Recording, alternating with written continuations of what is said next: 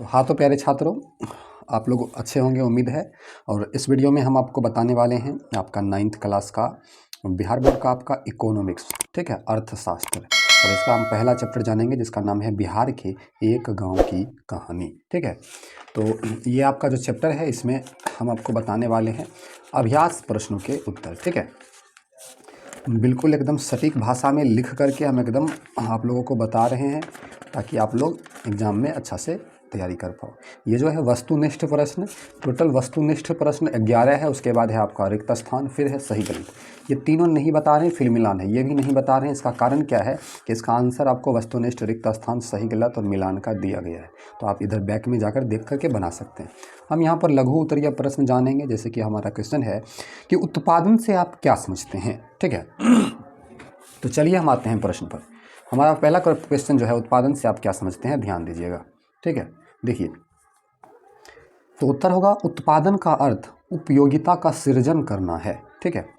मनुष्य अपने आर्थिक प्रयास से प्राकृतिक द्वारा उपलब्ध किए गए वस्तु के रूप, आकार और स्थान में परिवर्तन करके उन्हें और भी अधिक उपयोगी बना देती है, उसे ही उत्पादन कहते हैं। अब देखिए, वस्तु ऑलरेडी पृथ्वी पर उपलब्ध है, तो मनुष्य क्या करता है, उसके रंग, रूप, उसके आकार में बदलाव कर देता है और नया बना देता है और अधिक उपयोगी बना देता है, उसी को उत्पादन कहते हैं। आप इसका स्क्रीनशॉट कर लीजिए, ठीक है। हमारा दूसरा प्रश्न है कि उत्पादन तथा उपभोग में अंतर कीजिए। तो देख लीजिए, आपका दूसरा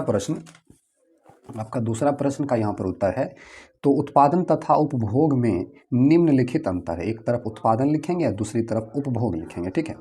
तो उत्पादन में आपको लिखना है कि मनुष्य के आर्थिक प्रयास से प्राकृतिक द्वारा उपलब्ध किए गए वस्तु के रूप, आकार और स्थान में परिवर्तन करके उन्हें और भी अधिक उपयोगी बना देती है, उसे उत्पादन कहते हैं। एक तरफ हम उत्पादन का परिभाषा लिख दिए, ठीक है।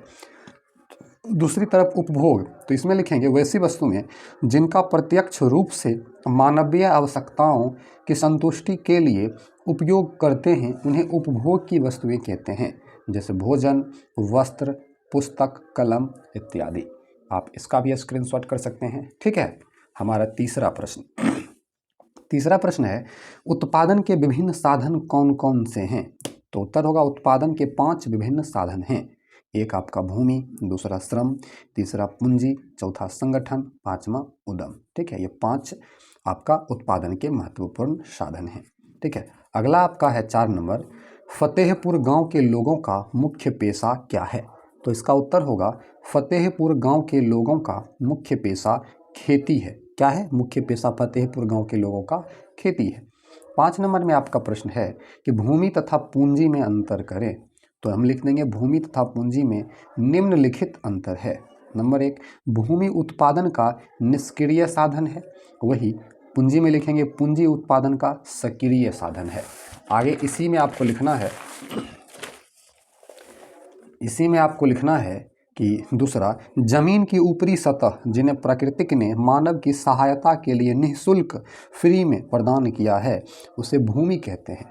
और आपका इधर आपका प्राकृतिक की निःशुल्क देन को छोड़कर वह सब संपत्ति जिससे आय मतलब इनकम प्राप्त होती है, उसे पूंजी कहते हैं। तो आपका ये अंतर हो गया भूमि और पूंजी में। हम आते हैं प्रश्न संख्या 6 पर। टोटल 7 प्रश्न है। 6 नंबर का प्रश्न है, क्या सिंचित क्षेत्र को बढ़ाना महत्वपूर्ण है, क्यों? तो उत्तर होगा सिंचित क्षेत्र को बढ़ाना बहुत ही महत्वपूर्ण है, क्योंकि भारत की कृषि मानसून पर आश्रित है, जो एक जुआ का खेल है, ठीक है। 7 नंबर आपका प्रश्न है, उत्पादन में पूंजी का क्या महत्व है।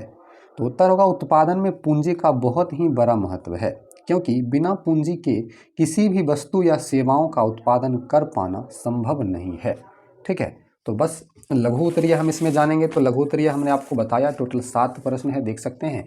इसके बाद आता है दीर्घ के लिए हम दूसरा वीडियो बनाएंगे। तो इस वीडियो में बस इतना ही। आप वीडियो को लाइक करके सब्सक्राइब कर लीजिए। Thanks for watching. मिलते हैं अगले वीडियो में। आप सभी का बहुत बहुत धन्यवाद।